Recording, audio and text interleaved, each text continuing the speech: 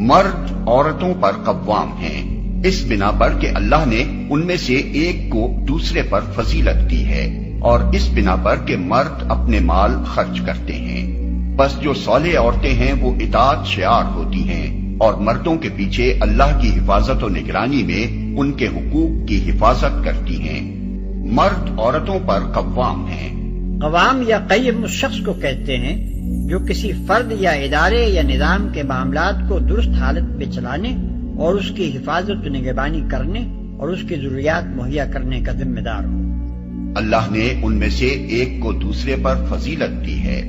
یہاں فضیلت بمعنی شرف اور کرامت اور عزت نہیں ہے، جیسا کہ ایک عام اردو خواں آدمی اس لفظ کا مطلب لے گا، بلکہ یہاں یہ لفظ اس معنی میں ہے کہ ان میں سے ایک صنف یعنی مرد کو اللہ نے طبعاً بعض ایسی خصوصیات اور قوتیں عطا کی ہیں جو دوسری صنف یعنی عورت کو نہیں دی یا اس سے کم دی۔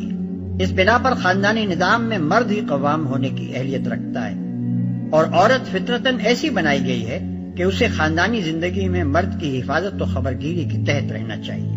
ان کے حقوق کی حفاظت کرتی ہیں۔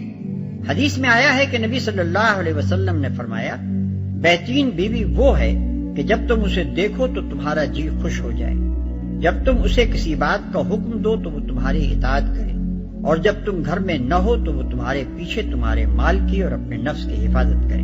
مگر یہاں یہ بات اچھی طرح سمجھ لینا چاہیے کہ عورت پر اپنے شوہر کی اطاعت سے اہم اقدام اپنے خالق کی اطاعت ہے۔